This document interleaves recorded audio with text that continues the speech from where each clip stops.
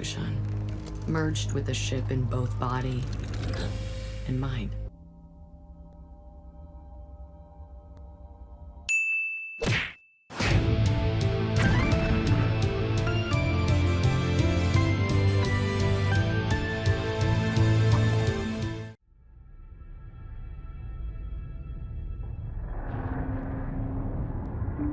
Send your message. My message is to subscribe. Playing Homeworld 3 makes you feel like you're playing Age of Empires, but instead of stopping in the Imperial Age, you upgrade all the way to the post-space age. Homeworld 3 is a real-time strategy game developed by Blackbird Interactive.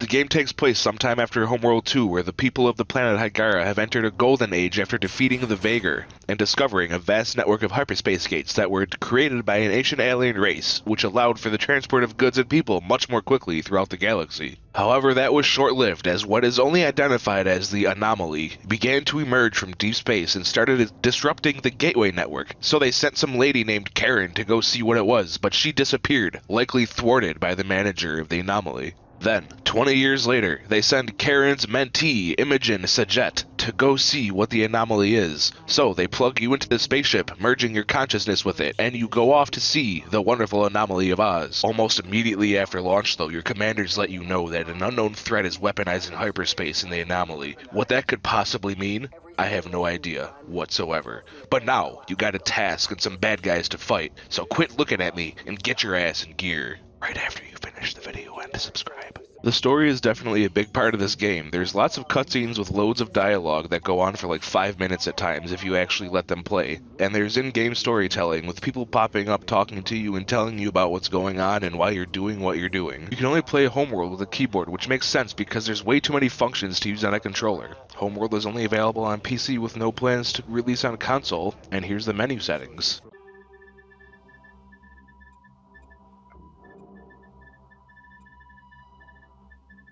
Damn, this is long. You should take this time to go and subscribe. You know, I took the time and made that nice animation of the subscribe button coming out of the mothership. This part is like 20 seconds long. Come on, seriously. The game looks great graphically. Spaceships whip around with trails behind them, there's bullets flying every which way during combat sequences, there's lasers, ion cannons, missiles, and shiny explosions happening all over the place to keep you looking at the screen, similar to if you were to put a banana in front of a monkey. The environments in the background are interesting and cause me to wonder, for example, what could the purpose of these gigantic structures have been in the past, who made them, etc. You mostly look at things from really far away though, so if you ever look at them close up, the textures aren't really anything special, which is fine because it keeps the game running smoothly. The system requirements aren't even bad either, 1080 GTX, 16 gigs of RAM, and 40 gigs of space, for recommended requirements. The gameplay loop is as follows. For most missions, you watch a cutscene that gives you context of the current mission, start some mundane objective like using resource gatherers to capture control nodes to activate a gateway or something, but then battle music starts playing, some bad guys come to stop you, who woulda thunk it? You kill them a bunch, then after a hop, skip, and a jump, you complete your objective and you go to the next mission. Not all missions are like that though. For example, there's one mission where you have to navigate your fleet through an asteroid field and you can actually lose ships to them getting hit by asteroids. Then there's another mission where you have to set up defenses right outside of a gateway because enemy ships are coming through in waves, so it kind of keeps it fresh with gameplay variety.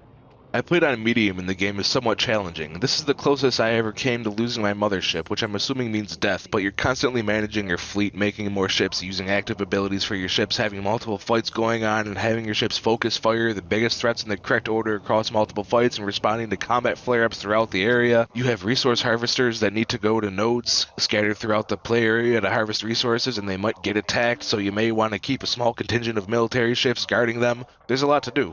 Holy hell, there are a lot of mechanics in this game. There's so many different ways and hotkeys to select and deselect units. You can click and drag, you can control click to select all units of a certain type on screen, you can shift click to deselect a unit or type of unit, you can open up a menu that allows you to click a unit type to select them all. You can put your units into custom control groups, you can select every single one of your units, you can select only combat units, you can select only utility units like resource gatherers and probes. There's more, but that's just to select units and we're not trying to be here all day.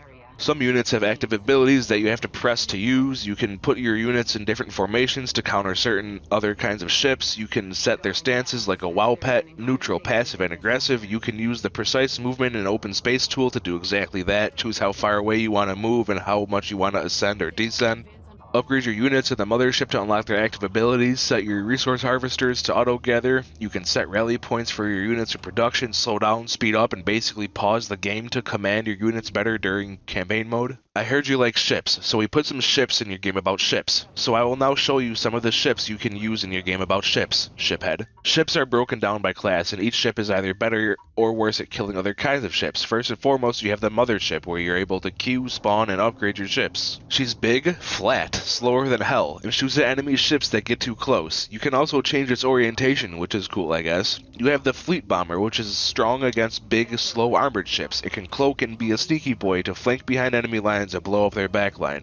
Or maybe you fancy the ion cannon frigate, which has a death ray of death. Then there's the destroyer, which destroys things by shooting volleys of missiles at it. There's even support vessels, like the support frigates, which heal damaged allied ships. There's mountable turrets and mine layer ships. There's carriers, which act as mini motherships and allow you to spawn smaller, non-capital class ships out of it. There's so many damn ship types, I've only named a few, but you should get the gist of it. Campaign mode is not co-op, however you can play the Wargames mode with up to 3 players in a group. It's basically like Special Ops from Call of Duty. You have to complete a set of objectives in each mission, like escorting civilian ships from point A to B, while these bad guys try to explode them.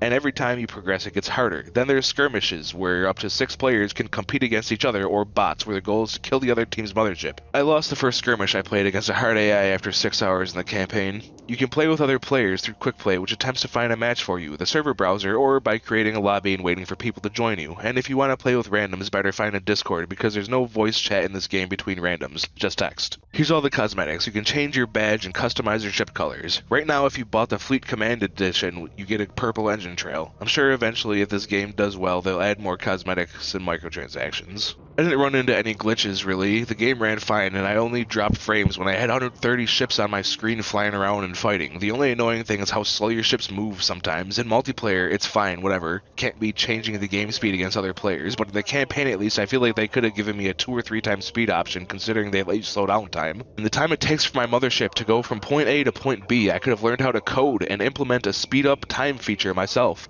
To recap, this is a somewhat unique RTS in the sense that it takes place in actual space, and you have more dimensions of movement to deal with than a typical RTS like Age of Empires or StarCraft, and I don't think that many games have attempted this. Everything else is the standard RTS formula though. Some units are stronger against other units, some units gather resources, you may want to attack your opponent's resource gatherers early in the game to hurt their economy, put your units in control groups to micromanage them better, focus fire on more dangerous threats, all the RTS stuff is there, and seeing 2 people who got really good at this game 1v1 would be nutty to see, with the dimensions of movement opening more routes to flanking and other shenanigans. Just a neat little RTS experience, and if you're into RTSs and like space, you'll probably enjoy this game. On our patented 0 to 1 scale, we rate this game a 0.78 out of 1, mostly because I can't speed up time during the campaign. The gameplay does get a little stale after a while if you don't put in the effort to get super into the game, start challenging yourself with harder AI, learning what all the ships do, and eventually start PvPing. But if you do that, fighting other players can be pretty exciting. If you enjoyed this no bullshit review of Homeworld 3, please initiate hyperspace on your mouse hand and move it to click that subscribe button. Bombard the comment section with comments about space and like the video. Thank you, good night, and it's May. Stop putting off going to the car wash and getting that layer of dirt off your car.